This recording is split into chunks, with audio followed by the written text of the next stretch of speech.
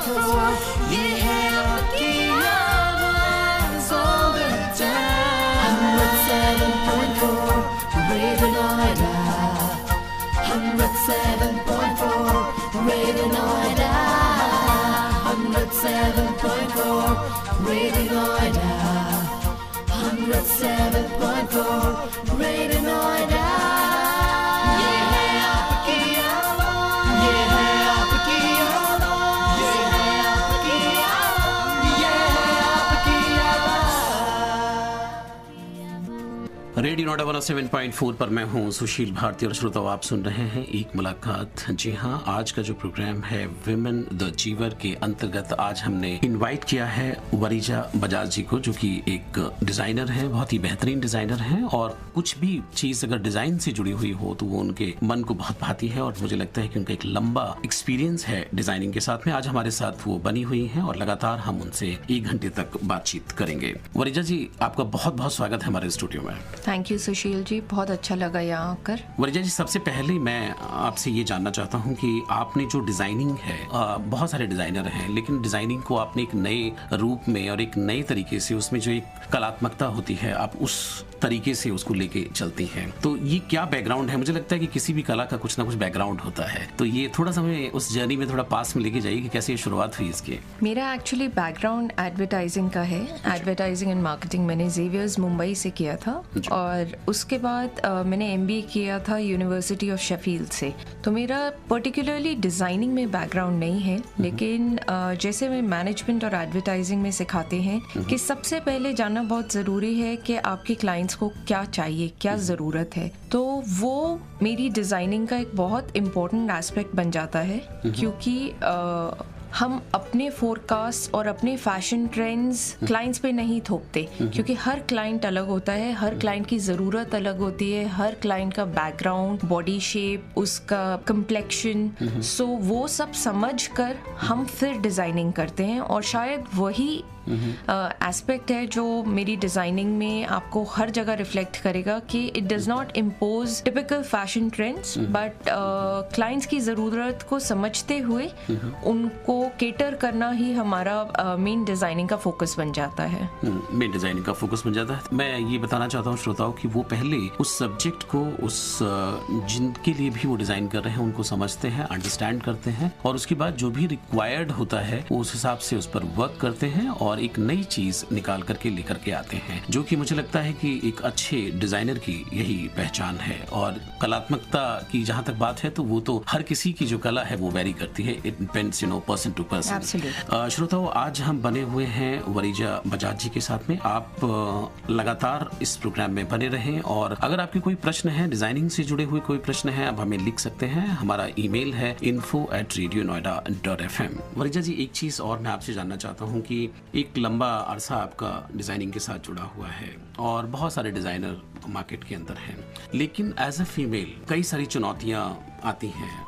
When it comes to female, तो वहाँ पे मल्टीटास्किंग की बात आती है। घर भी देखना है, परिवार भी देखना है, माता पिता भी देखने हैं, कई बार स्थितियां नहीं बन पाती हैं। तो उसके साथ साथ ये सब भी कर पाना और एक नई चीज निकालना और एक नए मकाम पर किसी चीज को लेके जाना, तो कितना चुनौतीपूर्ण है या ये आसानी से हो जाता है? मैं यही कहूँगी कि अगर आपका पैशन है किसी चीज़ को भी करने में, तो मुश्किलें अपने आप ही हल हो जाती हैं। तो ऑन हाइंडसाइट मेरे को वो मुश्किलें नहीं लगती, लेकिन हाँ, मेरे साथ क्योंकि मैं इतने कॉलेजेस में भी पढ़ाती हूँ और भी स्टूडेंट्स हैं जो मेरे पास आते हैं और अपनी मुश्किलें शेयर करते हैं। हाँ जी। As a female it is very difficult, क्योंकि आप हर लेवल पे अपने आप को आपको प्रूव करना पड़ता है कि आप केपेबल है ये करने के लिए। तो कई बार ऑड आवर्स आपको वर्क करना पड़ता है, कई बार आपको लेबर से डील करना पड़ता है, कई बार आपको अलग अलग लोगों को अलग अलग लेवल पे डील करना पड़ता है, जो बहुत आसान नहीं होता है। अगर आपने ठान नहीं रखी कि आपको वो सॉल्व करना है, तो काफ़ी हद तक काफ़ी औरतें या काफ़ी लड़कियां ब्रेक डाउन कर जाती हैं क्योंकि घर से भी प्रेशर होता है, फैमिली से प्रेशर होता है, इन लॉज से होता है, हस्बैंड से होता है, पेरेंट्स से होता है, भाइयों से होता है, हर लेवल पे कि आप छोड़ दो।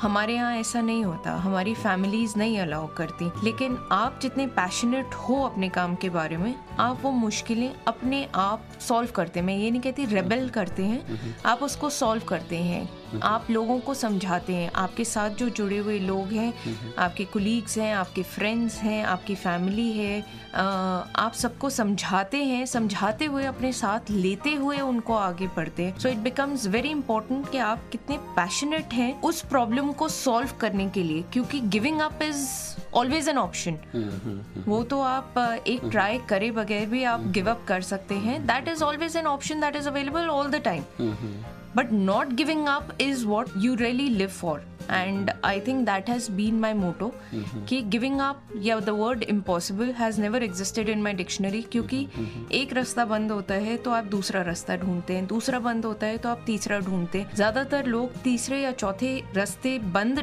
पाकर वो गिव अप कर जाते हैं। मैं शायद 100 रास्ते ढूंढती हूँ, शायद 200 ढूंढती हूँ। So giving up is never an option for me. Okay श्रोताओ, जैसा कि आपने सुना कि गिविंग अप जो है वो ऑप्शन में नहीं है, और जो लोग जुनूनी होते हैं शायद जिंदगी में वही कुछ ना कुछ हासिल कर पाते हैं। ऐसे बहुत सारे लोग हैं जो जिंदगी में कुछ करना चाहते हैं और उनके पास ऑप्शन नहीं होते हैं, और कई बार उनके रास्ते बंद होते चले जाते हैं। और जैसे कि बड़ा खूबसूरत वरीजा जी ने बताया कि समझाते हुए घर के, परिवार के, दोस्तों को, सबको लेते हुए और एक रास्ता बनाते हुए चलना पड़ता है, और वो तभी हो सकता है जब आपके जहन में कुछ करने की इच्छा हो और आप जुनूनी हो। वरीजा जी हमारे साथ लगातार बनी हुई है। वरीजा जी, मैं आपसे जानना चाहता हूँ कि जैसा कि आपने बताया कि पैशन जो है वो बहुत इंपॉर्टेंट है, और अभी जैसे वक्त बदल भी रहा है, कई बार मैंने देखा है कि महिलाएं बहुत अच्छे तरीके से उनकी शुरुआत होती है और कहीं मकाम पे वो पहुंच भी जाती हैं, लेकिन अचानक पता लगता है कि वो एकदम से सिरे से गायब हो गई, सीन से ही गायब हो गई, और कई साल ऐसा लगता है जैसे गुमनामी के अंधेरे में चली गई, और फिर बाद में आकर के उनकी फिर इच्छा जागृत होती है। ऐसा क्यों सोसाइटी में? सुशील जी, बिल्कुल सही कहा आपने, और ये दुविधा हर महिला को की लाइफ में आती है, स्पेशली जब वो सेटल होती हैं, शादी होती है, बच्चे होते हैं, प्रायोरिटीज काफ़ी महिलाओं की बदल जाती हैं, जिसमें कुछ गलत नहीं है, क्योंकि वो डिसाइड करती हैं कि इस वक्त मेरे को अपनी फैमिली या बच्चे को टाइम देना ज़्यादा ज़रूरी है, ये मेरी प्रायोरिटी है, ये मेरा फ़र्ज़ है, या मुझे ये करना अच्छा लगता है, विच इज़ फेयर इनफ। मेरी खुद की बेटी है जो आज 10 महीने की है। 14 दिन की थी, मैं वापस काम पर पहुंच गई थी। जहाँ तक हमें 3 से 4 महीने की लीव, अगर आप जॉब करते हैं तो मैटरनिटी लीव मिलती है, लेकिन खुद का बिजनेस होता है तो वो लीव पॉसिबल नहीं हो पाती। और मैं ये नहीं कहूँगी कि बहुत आसान रहा, इट इज़ वेरी डिफिकल्ट इतने छोटे बच्चे को छोड़कर अगर आप काम करने जाओ। लेकिन जैसे मैंने पहले बोला कि आपका पैशन, जो आपका जुनून है, वो आपसे करवाता है और वो आपको सपोर्ट करता है ये डिफिकल्ट सिचुएशंस या ये डिफिकल्ट डिसीजंस लेने में। तो each one for his own, मैं किसी को फोर्स नहीं करूंगी, क्योंकि ये सबकी अपनी पर्सनल प्रायोरिटी है। एंड क्योंकि विमेन की लाइफ फिजिकली, मेंटली, इमोशनली बहुत लेवल्स पर चेंज होती है जब उसकी शादी होती है। अपना घर छोड़ के वो एक आदमी के घर में जाके रहती है, यू नो, एक नए एनवायरनमेंट में। That is a different situation and a difficult situation जिसको अडेप्ट करती है। साथ ही साथ अगर आपको वर्क भी अडेप्ट करना है, काफी औरतें हैं जो कर पाती हैं, काफी हैं जो they want to take a step back and live life as it moves. तो each one for his own, मैं ये नहीं कहूंगी कि ये गलत है, ये सही है। वो डिसीजन हर जने को अपने लिए अलग तरीके से ही लेना पड़ता है। जी, अपने तरीके से डिसीजन लेने होते हैं।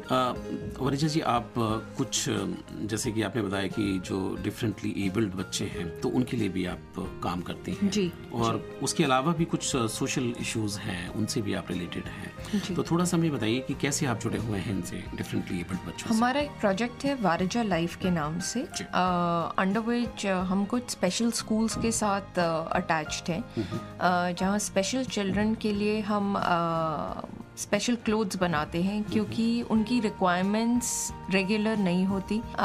टच एंड फील फैक्टर आ जाता है, किस टाइप के वो फैब्रिक्स पहन सकते हैं, किस टाइप के शायद वो बटन्स नहीं लगा पाते, तो किस टाइप के कपड़े उनके ट्रीटमेंट में या उनकी रोज़मर्रा की ज़िंदगी में फ़ायदेमंद हैं या उनको आसान रहते हैं कि वो अपने आप वो कपड़े पहन सकें विदाउट एनीबडीज हेल्प। तो वो बहुत ही एक इंडिविजुअलिस्टिक अप्रोच हो जाती है क्योंकि हर केस अलग होता है। So that comes under our Varija life project and we are also involve with certain women organizations because I am very vocal about women empowerment and women issues क्योंकि मुझे लगता है कि कहीं ना कहीं क्योंकि एक इंसान औरत है उसको एक डिफरेंट तरीके से आप नहीं ट्रीट कर सकते। So there I am very vocal about certain issues कि एक औरत को जो सपोर्ट चाहिए, एक वुमन को स्पेशली इंडियन सोसाइटी में जो सपोर्ट चाहिए, we come forward to help them on that front. आप पूरी तरीके से उनके साथ मदद के लिए जुड़ी हुई हैं। श्रोताओं, आप अगर हमारा ये प्रोग्राम सुन रहे हैं जिस प्रोग्राम का नाम है विमेन द अचीवर्स, और आज उस प्रोग्राम में हम बात कर रहे हैं वरीजा बजाज जी से, जो कि बहुत ही बेहतरीन डिजाइनर हैं और एक मकाम उन्होंने हासिल किया है डिजाइनिंग में। वरीजा जी, बड़ा ताजुब होता है देख करके कि एक तरफ हम विमेन एम्पावरमेंट की बात करते हैं और मुझे लगता है कि अगर वर्ल्ड एम्पावर हुआ है तो वो जो है वो महिलाओं की सपोर्ट से ही हुआ है। मैं यहाँ बताना चाहता हूँ कि दुनिया के जितने बड़े आप लोगों का अगर नाम लें, आप कला के क्षेत्र में नाम लें पिकासो का, तो उनको बनाने में उनकी मदर का हाथ रहा। आप अगर दुनिया के सबसे बड़े साइंटिस्ट थॉमस अल्वा एडिसन की बात करें तो उनकी मदर का हाथ रहा। आप अगर दुनिया के सबसे बड़े फिल्म मेकर की बात करें जेम्स कैमरून की, तो उनकी माँ का बहुत बड़ा हाथ रहा। आप अगर हिंदुस्तान के बहुत बड़े चित्रकार की बात करें मकबूल खुदा हुसैन की, तो उनकी मदर का बहुत बड़ा हाथ रहा। तो मुझे तो लगता है कि दुनिया को शेप अप करने में, जो देने में महिलाओं ने जो कंट्रीब्यूशन दिया है पूरे विश्व को बनाने में, मुझे नहीं लगता है कि पुरुषों ने वो मकाम हासिल किया है। लेकिन उसके बावजूद भी अभी भी जस्टिफिकेशन और बहुत सारी चीज़ें अभी भी चल रही हैं। तो आपको लगता है कि ये कुछ बदलेगा? सुशील जी, काफ़ी हद तक जो आपने कहा सही है। इनफैक्ट हमने रिसेंटली एक शो करा था जिसका नाम था पगड़ी, जिसको बहुत सराहा गया था, जिसमें मॉडल्स रैंप पर जब चली थी तो उन्होंने अपने सर पे पगड़ी पहनी थी।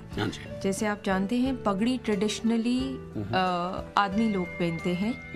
आप अलग अलग कल्चर्स में, अलग अलग रीजन्स में देखेंगे, पंचायत में देखेंगे, तो पगड़ी एक सिंबॉलिक हो जाता है ये बोलने के लिए कि घर की, सोसाइटी की, आपके रीजन की जो जिम्मेवारी है वो आदमी कैरी कर रहा है। या हमारे एक रस्म भी होती है, रस्म पगड़ी करके, कि फादर की जो सारी जिम्मेवारी है वो बेटा कैरी फॉरवर्ड करता है।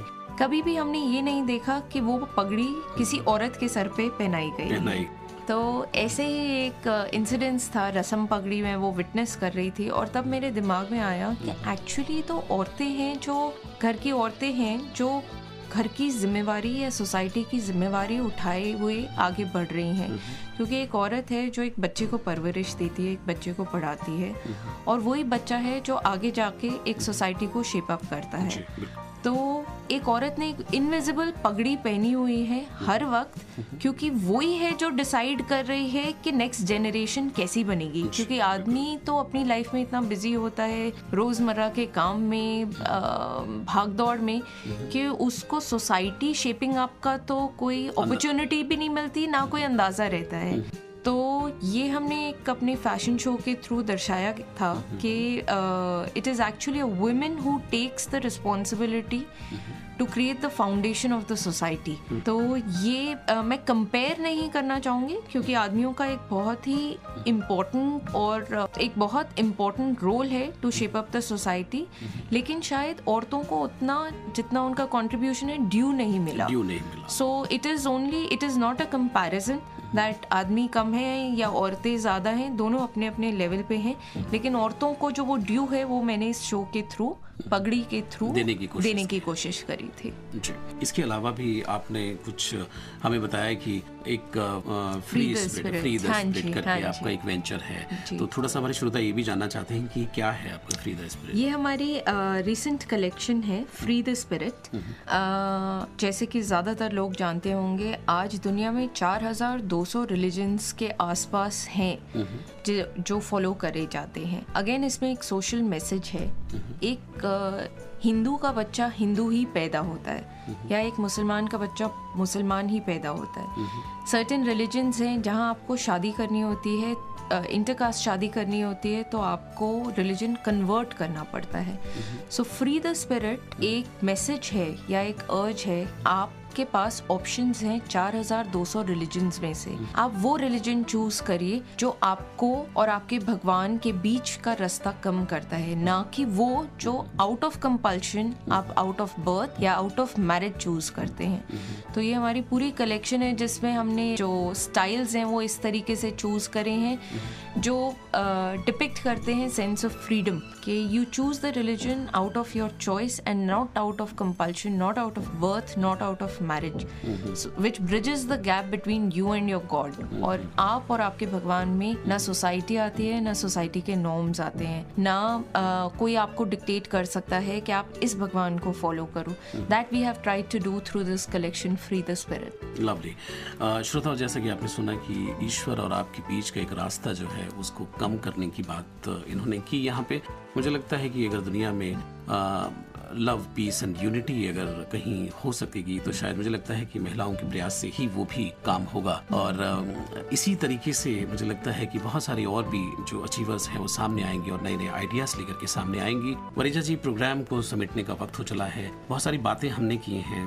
अभी जो सिनेरियो बन रहा है धीरे धीरे, अभी मुझे लगता है कि लोग महिलाओं के योगदान को थोड़ा थोड़ा पहचानने लगे हैं। अभी उनके जो नई जनरेशन है वो भी कहीं ना कहीं थोड़ी सी तवज्जो दे रही है और समझ भी रही है, उनकी प्रॉब्लम्स भी सुनी जा रही हैं। कुछ और भी सारी चीज़ें कहीं उसके बेजा फ़ायदे भी उठाए जा रहे हैं। लेकिन ये है कि सोसाइटी में अब अवेयरनेस है, लेकिन उसके बावजूद भी कई बार क्राइम जैसी घटनाएं और कई बार अन्य तरह की घटनाएं भी सुनने को मिलती हैं। तो आप क्या कहना चाहेंगे जो नई जो पीढ़ी है या ऐसी फीमेल्स हैं जो कुछ लाइफ में अचीव करना चाहती हैं, उनके लिए आप क्या कहना चाहेंगी कि जो भी रास्ता अभी बना हुआ है उस पर ही चलना है, क्योंकि यथार्थ को भी नहीं भूलना है, तो उस पर चल करके कैसे उस मकाम को हासिल करें वो? सुशील जी, मैं कोई बहुत बड़े लेक्चर्स नहीं दूंगी। शायद मेरे पास वो अथॉरिटी भी नहीं है कि किसी को क्या करना चाहिए। आजकल सब इतने वेल अवेयर हैं और पढ़े लिखे हैं और उनको सही और गलत में डिफरेंशिएट करना शायद मेरे से बेहतर आता है। लेकिन जैसे आपने ये कहा कि विमेन इश्यूज को रिकग्निशन मिलना शुरू हो गया है, मैं यही कहूँगी कि आज नहीं, आज से पहले भी चाहे रिकग्निशन मिले या ना मिले, आप फिर भी वही करेंगे जो आपका मन करेगा, जो कि मैंने करा है। मुझे रिकग्निशन मिले या ना मिले, मिले तो बहुत अच्छा है, ना मिले तो भी कोई प्रॉब्लम नहीं है, क्योंकि हमने तो करना ही है। वो जुनून है और वो जुनून के साथ जीना ही है। और कुछ लोगों को शायद वो समझ में आए, या इवन रिस्पेक्ट फॉर वुमेन, जैसे आपने वुमेन सिक्योरिटी की बात करी या वुमेन इश्यूज़ के बारे में जो हमारे को डेली बेसिस पे प्रॉब्लम होती है, अगर लोगों को, क्योंकि हम on a daily basis labour से भी डील करते हैं और शायद काफ़ी लोगों की वो अपब्रिंगिंग नहीं होती जहाँ घर पे औरतों को रिस्पेक्ट दी जाती है। लेकिन मेरे काम पर या थैंकफुली मेरे को वो अथॉरिटी है कि मैं उनसे वो रिस्पेक्ट डिमांड करती हूँ या डिक्टेट करती हूँ।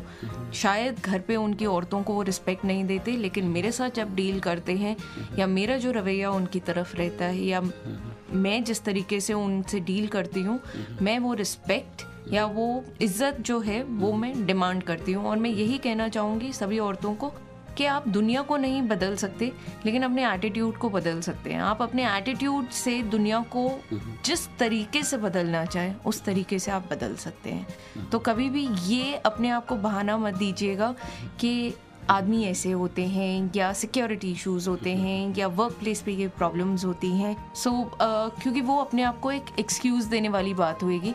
Never give yourself an excuse for not doing something. So just go ahead and do it and achieve the best that you can as a woman.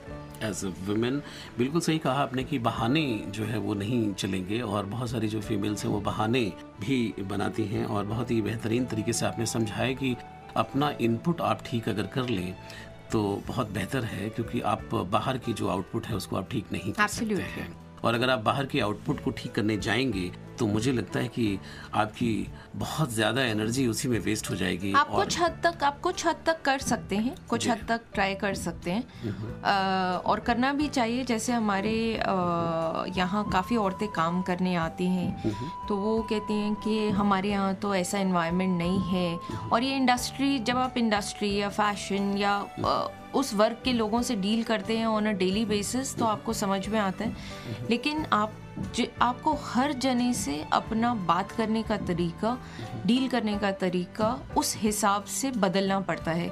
आप एक स्टैंडर्ड तरीके से हर जने के साथ नहीं डील कर सकते हैं। बिल्कुल नहीं कर सकते हैं। जहाँ जैसा देश वहाँ वैसा देश आपको अपनाना पड़ता है, अकॉर्डिंग टू सिचुएशन डील करना पड़ता है। और ये स्मार्टनेस मुझे लगता है कि आपके अनुभव आपको सिखाते हैं, और अगर आप अनुभवी हैं तो मुझे लगता है कि डील कर ही ले जाएंगे। श्रोताओं, आज मैं बताना चाहता हूँ आपको कि आज हम बात कर रहे थे वरीजा बजाज जी से, जो कि बेहतरीन डिज़ाइनर हैं और अपने मकाम पर वो खड़ी हुई हैं। उन्होंने बहुत सारी चीज़ें वो कर रही हैं एज ए विमेन। घर और परिवार की रिस्पॉन्सिबिलिटी के अलावा वो एक प्रोफेशनल लाइफ में भी बहुत सक्सेसफुल विमेन हैं। आप भी अगर ऐसा बनना चाहते हैं तो ज़रूर आप हमें लिख सकते हैं। हम और भी ऐसी अचीवर्स से आपको रूबरू कराएंगे और जानेंगे कि उनके जीवन में भी किस तरीके से एक बेहतरीन बदलाव आया है, एक बड़ा बदलाव आया है। आप सुनते रहें हमारा प्रोग्राम विमेन द अचीवर। कहीं ना जाएं, आप हमारे साथ लगातार बने रहें रेडियो नोएडा 107.4 पर। वरीजा जी, आपका बहुत बहुत स्वागत। आप हमारे स्टूडियो में आए और आपने अपना कीमती समय दिया और हमसे ढेर सारी बातें की। थैंक यू सुशील जी, बहुत अच्छा लगा आपसे बात करके। Thank you so much. परिधि से निकलकर परिणीता बनने का सफर, गुप्त अंधेरे से निकलकर उजले सवेरे तक का सफर, एक साधारण महिला से सशक्त नारी बनने का सफर। सुनना न भूलें हमारे समाज की ऐसी ही महिला सितारों के किस्से हमारे खास कार्यक्रम विमेन द अचीवर्स में रेडियो नोएडा 107.4 मेगाहर्ट्ज पर।